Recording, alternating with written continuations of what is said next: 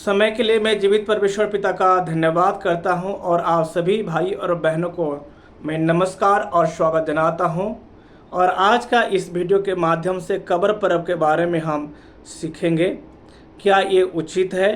लोग वहां पर जाते हैं और अपने मरे हुए प्रिय लोगों के लिए वहां पर प्रार्थना किया जाता है, उसकी आत्मा का शांति के लिए, और वही लोग जी उठने के लिए वे लोग वहाँ पर जाकर प्रार्थना करते हैं, फूल चढ़ाते हैं, अगरबत्ती जलाते हैं, मोमबत्ती जलाते हैं, इत्यादि इत्यादि। और इसके बारे में आइए हम देखते हैं क्या ये वचन के अनुसार है या नहीं है। हम इस बात को देखेंगे। मेरी आवाज़ सुनने वाले प्रत्येक भाई और बहन, शायद आप लोग कब्र में जाते होंगे, नहीं तो सुना भी होगा। अगर नहीं भी सुना है तो आइए हम आज के वचन के इस वीडियो के माध्यम से इस सारी बातों का हम लोग चर्चा करेंगे, और मैं सोचता हूं कि ज़रूर आपको इसमें मदद मिलेगा। आइए हम एक वचन को मैं आपके लिए सर्वप्रथम पढ़ने के लिए चाहता हूं। हमको मिलेगा इफिसियों के पत्र उसके 5 अध्याय उसका 10 पद में। जब हम पढ़ते हैं वहाँ पर लिखा है, और यह परखो कि प्रभु को क्या भाता है। प्यारे लोग, शास्त्र में क्या लिखा है उस बात को जानने से पहले अगर हम कुछ भी बात करते हैं, खास तो एक सामाजिक के रूप में, एक संगठन के रूप में जब हम कुछ करने जाते हैं, सबसे प्रथम बात हमको ये जानना है कि उस चीज़ के पीछे करने के लिए उसकी आवश्यकता क्या है। उसके बाद शास्त्र में क्या लिखा है उस बात को भी हमको देखना चाहिए। प्रभु का वचन हमें कहता है, इफिसियों के 5 अध्याय 10 पद को हम पढ़ते हैं, वहाँ पर लिखा है, और यह परखो कि प्रभु को क्या भाता है। कई बार हम बहुत सारे काम करते हैं जो हमको अच्छा लगता है। क्यों आप करते हैं? नहीं, हमको अच्छा लगता है। क्यों आप करते हैं? नहीं, पहले से हमारा पूर्वज लोग करते थे, हम भी करते हैं। ये जरूरी नहीं कि आपका पूर्वज लोग करते और बहुत सारे लोग करते हैं इसलिए ये बात सही होगा, ऐसा भी नहीं है। मैं आपके लिए दूसरा एक वचन पढ़ूंगा, मरकुस का पुस्तक उसके 7वां अध्याय उसके 7 और 8 वाक्य में आपके लिए पढ़ूंगा। यहाँ पर वचन में लिखा है, वे व्यर्थ मेरी उपासना करते हैं क्योंकि मनुष्य की आज्ञाओं को उपदेश करके सिखाते हैं। कई बार जो मनुष्य की आज्ञाओं को लोग उपदेश करके सिखाते हैं और लोग बोलते हैं ये हमारे धर्म में है।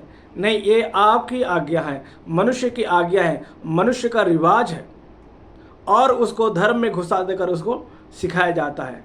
आगे लिखा है, क्योंकि तुम परमेश्वर की आज्ञा को टालकर मनुष्य का रीतियों को मानते हैं। अगला वचन हमें कहता है, परमेश्वर की आज्ञा को टाल, कई बार परंपराओं को, रीति रिवाज को मानने के चक्कर में परमेश्वर की आज्ञा को टाल देंगे। भले लोग ऐसा है कि परमेश्वर की आज्ञा को टाल देंगे परंतु रीति रिवाज को नहीं टालते हैं। अगर ऐसा कोई रीति रिवाज सही है तो आप उसको कर सकते हैं। जो रीति रिवाज उचित है, आवश्यकता है, उसको करना चाहिए। जैसे कि उदाहरण के लिए मैं आपके लिए बोलूँगा, आदिवासियों समाज में एक रीति रिवाज मेरे को अच्छा लगता है। अगर कोई व्यक्ति मेहमान उनके घर में जाते हैं, पानी लाते हैं और हाथ को धुलाते हैं और तौलिया में उसको पोंछते हैं, फिर उनके साथ आगे हाथ मिलाते हैं। बहुत अच्छा है ये। उसकी शायद ये शास्त्र में लिखा ना हो, परंतु ये जो बात है ये आवश्यकता बात है। हम बाहर से आते हैं, धूल मिट्टी रहता है, नहीं तो कोई वायरस रहेगा, अगर हाथ को हम धुला देते हैं तो साफ हो जाएगा। ये बहुत अच्छी बात है। इसलिए इस प्रकार का रीति रिवाज शायद शास्त्र में ना हो, परंतु ये एक आवश्यकता है, उचित है, तो इस प्रकार का आप लोग कर सकते हैं। मैं कुछ सवाल पूछने के लिए चाहता हूँ। पहला सवाल ये है, कब्र पर्व क्या है, उसमें क्या करते हैं? यहाँ पर 2 सवाल है। पहला ये है, कब्र पर्व क्या है?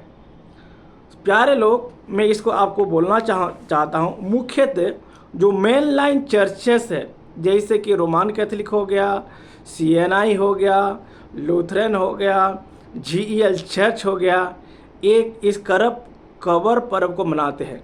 और ये कब होता है?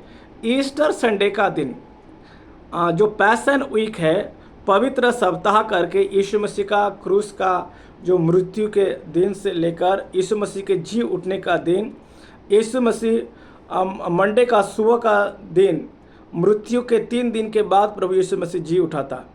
इसलिए उस दिन को मनाने के लिए जो मेनलाइन चर्चेस के लोग हैं अपने प्रिय लोगों को जो कब्र रहता है उसको बहुत अच्छा से साफ सुथरा सीमेंट कलर करके उसको रखते हैं और उस दिन ईस्टर संडे के दिन बिहान या 3 बजे 4 बजे 5 बजे बहुत अर्ली मॉर्निंग जाकर वहाँ पर मिलते हैं। ये किया जाता है। वहाँ जाकर अगरबत्ती जलाते हैं, मोमबत्ती जलाते हैं, फूल चढ़ाते हैं और प्रार्थना किया जाता है और गॉड से प्रार्थना करता है कि परमेश्वर उनके पापों को क्षमा कर और उसकी आत्मा को जी उठाने के लिए अपना प्रिय लोग ये करते हैं। बहुत सारे बड़े बड़े चर्चेस वहाँ पर जो वचन की शिक्षा देने वाले लोग भी, पास्टर, पादरी, बिशप और बहुत सारे लोग वहाँ पर जाते हैं। और जो लोग जाते हैं वही लोग भी क्या सोचेंगे, नहीं ये अच्छा है, ये ज़रूरी है, करना चाहिए, क्योंकि इतना सारे लोग आते हैं, क्या वो लोग गलत करते हैं, ऐसा एक विचार आता है। सो प्यारे लोग, ये ऐसा होता है। सो इसका जवाब मैं 2 प्रकार से देने के लिए चाहता हूँ। पहला, ये सब करने की वचन में क्या लिखा है बाद में हम देखते हैं, परंतु उसकी आवश्यकता क्या है आइए हम देखते हैं। जो लोग मर जाते हैं, मृत्यु कब होता है? जब आत्मा एक शरीर से अलग हो जाता है, हम उसको मृत्यु कहते हैं। आत्मा, मानो यह एक व्यक्ति है और उसके अंदर में जब तक आत्मा है ये व्यक्ति जीवित है, बोल सकता है, आपसे कुछ काम कर सकता है, परंतु उस व्यक्ति से आत्मा जब निकल जाता है ये कोई काम नहीं करेगा। पैर रहते हुए नहीं चलेगा, आँख रहते हुए नहीं देख सकता है, मुंह रहते हुए बातचीत नहीं कर सकता, उसके लिए हम मृत्यु कहते हैं। वो हमारा नियंत्रण के बाहर है। उसका मृत शरीर को लेकर के जमीन में गाड़ देते हैं, नहीं तो कई दफना देते हैं, नहीं तो कई लोग उसको जला देते हैं। उसकी आत्मा वहाँ पर नहीं है। तो आप वहाँ पर जब जाते हैं तो मिलेंगे किसको? वहाँ उसकी आत्मा नहीं, तो वहाँ जाने का क्या आवश्यकता है? सो प्यारे लोग, पहली हम देखते हैं कि उसकी आवश्यकता क्या है। वहाँ जाते हैं लोग, वहाँ पर फूल चढ़ाते हैं, अगरबत्ती जलाते हैं, मोमबत्ती जलाते हैं। हमारे सामान्य ज्ञान के अनुसार आइए हम समझते हैं अगरबत्ती की आवश्यकता, मोमबत्ती की आवश्यकता कब होता है। अभी मेरे यहाँ लाइट बिना हम करंट है, लेकिन हम लोग लाइट नहीं जलाया क्योंकि बाहर से रोशनी यहाँ पर दिखाई दे रहा है, इसलिए हम उसको बल्ब अभी नहीं जलाया है। कब जलाएंगे? जब यहाँ पर घर में अंधकार होता है, रोशनी रहे, अंधकार होता है, तब एक मोमबत्ती को जलाया जाता है। सो वहाँ पर जाकर आवश्यकता है नहीं रहता है, वहाँ पर एक जलाते हैं। प्यारे लोग, ये पहले उसकी कोई आवश्यकता नहीं है। वहाँ पर उस व्यक्ति की आत्मा ही नहीं है तो वहाँ पर आप क्यों जाएंगे? अगर आत्मा रहता तो आप जाकर कब्र में उसको क्यों डालते? नहीं है, उससे कोई आवश्यकता नहीं है।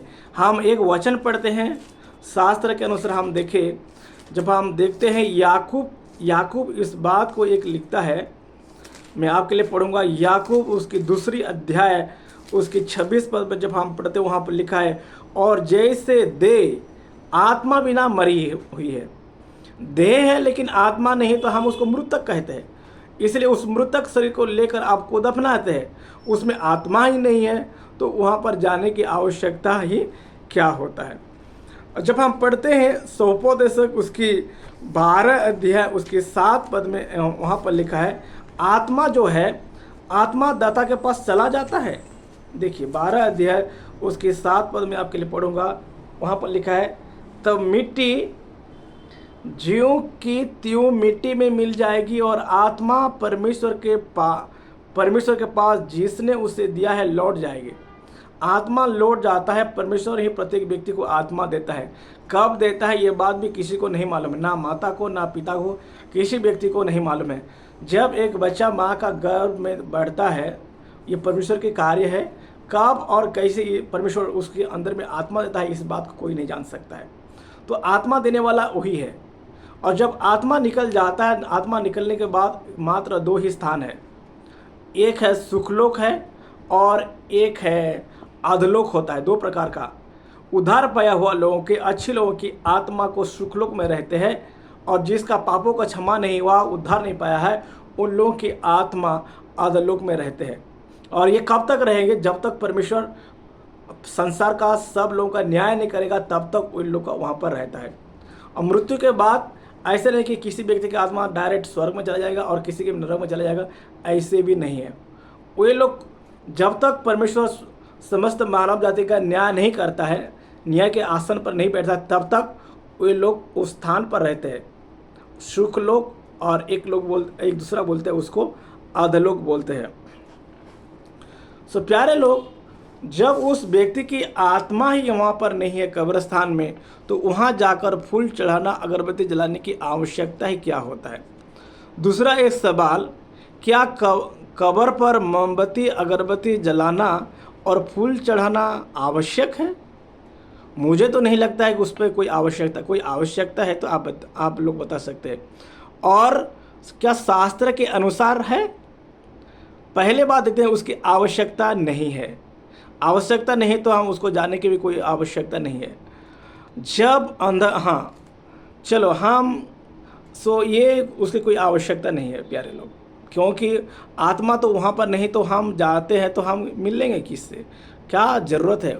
अर्थात जाने का भी ज़रूरत नहीं है, मोमबत्ती जलाने का ज़रूरत नहीं है, ये अननेसेसरी काम है, उससे कोई आवश्यकता नहीं है। फूल चढ़ाना, अगरबत्ती जलाना वो बेवकूफ़ी है, कोई उसकी आवश्यकता नहीं है। अगला सवाल ये है, चर्च के लोग क्यों जाते हैं कब्र पर? एक सवाल है, जब तो लोग जो मसीह में क्रिश्चियन लोग तो कब्र पर ऐसे क्यों जाते हैं? बहुत सारे लोग जाते हैं, क्या वो लोग गलत करते हैं क्या? आइए मैं आपके लिए एक वचन को पढ़ूंगा, मत्ती का सुसमाचार उसकी 28 अध्याय में। ये घटना तब हुआ है, प्रभु यीशु मसीह क्रूस पर चढ़ा गया और उसके तीसरे दिन में, यीशु ने पहले से बोल कर रखा था कि मैं तीसरे दिन में जी उठूँगा। वो यीशु मसीह अपना दुख भोगने के बारे में पहले से बोल कर रखा था। और जब प्रभु यीशु मसीह जी उठा, वो संडे का दिन था। मैं आपके लिए पढ़ता हूँ, ध्यान से सुनिए। मत्ती का सुसमाचार उसके 28 अध्याय 1 पद से आगे। सब्त के दिन के बाद सप्ताह के पहले दिन, सप्ताह का पहला दिन मंडे नहीं होता है, सोमवार, सप्ताह का पहले दिन होता है संडे, रविवार का दिन। सप्ताह के पहले दिन पाँव फटते ही मरियम मगदलिनी और दूसरी मरियम कब्र को देखने आई, और देखो एक बड़ा भूकंप हुआ, क्योंकि प्रभु का एक दूत स्वर्ग से उतरा और पास आकर उसने पत्थर को लुढ़का दिया और उस पर बैठ गया। उसका रूप बिजली का सा और उसका वस्त्र पाले के समान उज्जवल था। उसके भय से पहरे कांप उठे और मृतक समान हो गए। स्वर्गदूत ने स्त्रियों से कहा, मत डरो, मैं जानता हूँ कि तुम यीशु को जो क्रूस पर चढ़ाया गया ढूंढती हो। स्वर्गदूत ने उन स्त्रियों से क्या कहा? उसने कहा, मत डरो, मैं जानता हूं कि तुम यीशु को जो क्रूस पर चढ़ा गया था ढूंढती हो। आगे क्या कहता, ध्यान से सुनिए। वह यहाँ नहीं है, यीशु मसीह वो कब्र पर नहीं है, वह यहाँ नहीं है, परंतु अपने वचन के अनुसार जी उठा है। जाओ यह स्थान देखो जहाँ प्रभु पड़ा था। स्वर्गदूत ने यीशु से मिलने के लिए जो स्त्री लोग गया था उनसे क्या कहा? स्वर्गदूत ने कहा, वह यहाँ नहीं है, परंतु अपने वचन के अनुसार उठा। प्रभु को धन्यवाद। यीशु मसीह के जीवन में होने वाले सारे घटना, चाहे यीशु का जन्म बोलो, चाहे यीशु का क्रूस का बलिदान, चाहे यीशु का गड़ा जाना, यीशु का जीवना, सारे वाद वचन के अनुसार हुआ। यीशु मसीह का कहानी यीशु मसीह का जन्म से होता नहीं है, परंतु यीशु की कहानी जन्म से बहुत पहले होता है। उससे पहले भविष्यवाणी हुआ था। प्यारे लोग, स्वर्गदूत ने क्या कहा? वह यहाँ नहीं है, परंतु अपने वचन के अनुसार जी उठा है। यीशु मसीह अपने वचन के अनुसार वो जी उठा है, वहाँ नहीं है। तो आप वहाँ जाकर क्या करेंगे? आपको वहाँ जाने का कोई आवश्यकता नहीं है। अगर जी उठा तो आप क्या करना है? अगर जी उठा, आप कब्र में नहीं जाना है, परंतु गलियों में जाओ, शहर में जाओ, दूसरे लोगों के पास जाओ और बोलो कि प्रभु यीशु मसीह जी उठा है। परंतु आज बहुत सारे लोग कब्र का पर्व का समय कब्र में जाते हैं, उसको अच्छा से सजाते हैं, फूल चढ़ाते हैं, वहाँ जाकर प्रार्थना करते हैं। सो प्यारे लोग, स्वर्गदूत ने क्या कहा? स्वर्गदूत ने कहा वो जी उठा है, स्थान आकर देखो और शीघ्र जाकर उसके चेलों से कह, अर्थात मसीह के ऊपर विश्वास करने वाले लोग कब्र में जाकर वहाँ जाने का आवश्यकता नहीं, फूल चढ़ाना, मोमबत्ती जलाना, अगरबत्ती का कोई आवश्यकता नहीं है, परंतु उन लोगों को, दूसरे लोगों को जाकर बोलना चाहिए कि वो यीशु मसीह जी उठा है। आप कब्र में जाते हैं, फूल चढ़ाते, अगरबत्ती चढ़ाकर आ जाते हैं, उसका कोई ज़रूरत नहीं है। परंतु आप अगर यीशु मसीह को मानते हैं, अगर उस दिन को मनाने के लिए चाहते हैं, तो आप दूसरे लोगों से जाकर बताइए कि यीशु मसीह हमारे पापों के लिए दुनिया में आया था, वो बलिदान हुआ, क्रूस कब्र में गाड़ा तो गया, परंतु मृत्यु में से जी उठा और जिंदा। इस बात को बोलना चाहिए। हम आज उल्टा करते, जो करना चाहिए हम उसको नहीं करते हैं, और जो नहीं करना चाहिए हम उसी चीज़ को बोलते हैं। अगला सवाल मैं आपके लिए बोलना चाहूँगा, क्या हमें कब्र पर जाना चाहिए? क्या हमें कब्र पर जाना चाहिए? ईस्टर संडे का जाना चाहिए क्या? सवाल है। अगर कब्र पर अब हाँ, एक सवाल में उसका जवाब है हाँ, जाना चाहिए। केवल मिट्टी देने के लिए, अगर किसी व्यक्ति का मृत्यु हुआ है, उस व्यक्ति को मिट्टी देने के नाम से कब्र में जाना चाहिए। क्योंकि जब हम पढ़ते हैं उत्पत्ति 3 अध्याय उसका 19 पद जब हम पढ़ते हैं, वहाँ पर परमेश्वर ने आदम से कहा, आदम पाप करने के बाद आदम से क्या कहा था? 3 अध्याय का उसका 19 पद में आपके लिए पढ़ता हूँ। वहाँ पर लिखा है, और अपने माथे के पसीने की रोटी खाया करेगा और अंत में मिट्टी में मिल जाएगा, क्योंकि तू उसी में से निकाला गया है। तू मिट्टी तो है पर मिट्टी ही में मिल जाएगा। कब्र में जाना है तो केवल एक समय में जाना चाहिए, जब हम किसी को मिट्टी देने का होता है उस समय जाना चाहिए। उसके अलावा और कोई दिन की आवश्यकता नहीं है। अगला सवाल, क्या कब्र पर प्रार्थना करना है? और एक सवाल, और मरे हुए लोगों के लिए प्रार्थना करना है।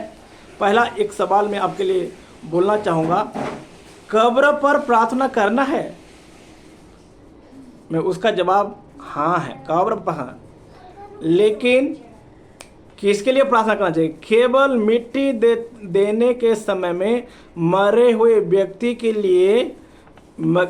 लिए धन्यवाद देना है परमेश्वर के लिए, और वहाँ उपस्थित उनके जो प्रिय लोग हैं, अपना परिवार का लोगों के लिए प्रार्थना करना चाहिए, उसके सुख शांति के लिए। परंतु मरे हुए लोगों के पापों की क्षमा के लिए प्रार्थना नहीं करना है। जब लोग जिंदा है उस समय हम उनके लिए प्रार्थना करें, पानी पिलाए, खाना खिलाए, जो भी करना है करें, परंतु मृत्यु के बाद उसका कोई भी आवश्यकता नहीं है। मैं आपके लिए एक वचन पढ़ता हूँ, इब्रानियों के पत्र उसका 9 अध्याय उसकी 27 पद जब हम पढ़ते हैं, वहाँ पर लिखा है, और जैसे मनुष्य के लिए एक बार मरना और उसके बाद न्याय का होना नियुक्त है। मनुष्य के लिए एक बार जन्म है, जन्म भी बार एक बार जन्म है, एक बार मृत्यु है, और मृत्यु के बाद उसका न्याय है। मृत्यु के बाद प्रत्येक व्यक्ति की आत्मा उन शरीर से अलग हो जाता है, और 2 स्थान में जैसे पहले से बताया है, एक है सुखलोक है, अच्छे धर्मियों का आत्मा वहाँ पर रहता है, और दूसरा एक अधलोक वहाँ पर रहता है, और न्याय के दिन में उन लोग का आत्मा का, प्रत्येक आत्मा का न्याय हो जाएगा। सो प्यारे लोग, क्या हम मरे हुए लोगों का आत्मा के लिए, शांति के लिए प्रार्थना कर सकते हैं? क्या हम उनके पापों का क्षमा के लिए परमेश्वर से हम प्रार्थना कर सकते हैं? हम उसके लिए प्रार्थना नहीं कर सकते हैं। अगर आप करेंगे भी तो आपका प्रार्थना इनवैलिड है, कोई काम नहीं देगा। इस बात को मैं एक बाइबल से एक दृष्टांत बताऊंगा। लूका का सुसमाचार उसके 16 अध्याय 19 से लेकर 31 तक जब हम पढ़ते हैं, वहाँ पर एक घटना के बारे में लिखा है। वहाँ पर एक धनवान व्यक्ति रहता है और एक निर्धन लायक रहता है। धनवान व्यक्ति बहुत अच्छा कपड़ा पहनता है, महंगा कपड़ा पहनता है, अच्छा घर में रहता है और अच्छा भोजन खाता है, लेकिन एक दिन उस व्यक्ति का मृत्यु हो जाता है और वो व्यक्ति जाकर अधलोक में रहता है। और वो निर्धन लाजरस का भी मृत्यु हो जाता है, और लाजरस का जब मृत्यु होता है, स्वर्गदूत आकर उसकी आत्मा को ले जाते हैं, और अब्राहम का गोदी में वो व्यक्ति रहता है। और धनवान व्यक्ति अपने आँख उठाकर जब देखता है, वो अधलोक में है, दुख में है, पीड़ा में तड़प रहा है, और अपने आँख उठाकर जब देखता है कि अब्राहम का गोदी में लाजरस है, उसको पहचान लिया। जो अपने घर में उसके गेट के सम्मुख में वो पड़ा रहता था, निर्धन व्यक्ति, उसका शरीर घाव से भरा हुआ रहता था, और जब धनी व्यक्ति का टेबल से कुछ भी झूठा खाना गिरता है उसको खाता है, वो भी खाता है, कुत्ते भी खाते हैं और उसको शरीर को चाटते हैं। इस प्रकार का एक जिंदगी था, परंतु मृत्यु के बाद वो सुख लोक में है, अब्राहम के गोदी पर है, वो तड़प रहा है। अब्राहम से प्रार्थना करता है, हे पिता मुझ पर थोड़ा तरस खा, दया कर और लाजरस को थोड़ा भेज दे, थोड़ा सा अपना उंगली में थोड़ा पानी भिगा कर एक बूंद मेरे मुंह में डालने के लिए बोल दीजिए। अब्राहम कहता है नहीं, जब तुम संसार में था बहुत सुख और शांति में था, और अभी आपको परेशानी है, उसके अलावा वहाँ आपके और यहाँ के बीच में बहुत अंतर है। कोई व्यक्ति वहाँ से इधर आ नहीं सकता और यहाँ का व्यक्ति कोई भी वहाँ पर जा नहीं सकता है। तो उसका प्रार्थना कोई प्रार्थना का कोई जवाब होगा ना, उनके प्रिय लोग उनके प्रार्थना करेंगे तो कोई होने वाला नहीं है। फिर दूसरा प्रार्थना करता है, वो कहता है मेरे घर में मेरा और 5 भाई है, कम से कम आप लाजरस को भेज दो ताकि जाकर अब मेरे घर में थोड़ा सुसमाचार बता दे, ताकि मैं जो स्थान में हूँ उस स्थान में वो लोग ना आए। इसलिए ये भी प्रार्थना करता है। अब्राहम कहता नहीं, ऐसा नहीं हो सकता है। उनके पास किताब है, व्यवस्था है, और उनके पास नबी लोग, भविष्यवक्ता है, वो उनकी सुने।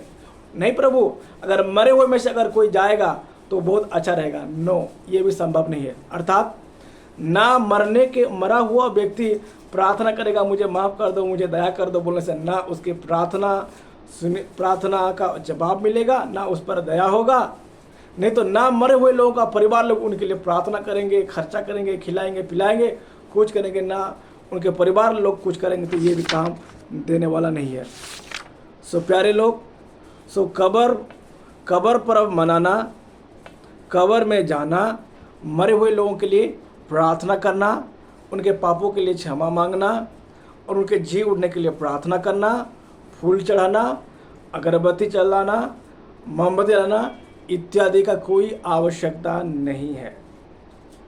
ना बाइबल में उसके बारे में ऐसा करने के लिए लिखा है, परंतु स्वर्गदूत ने कहा तुम जीवितों को मरे हो के बीच में क्यों ढूंढते हो।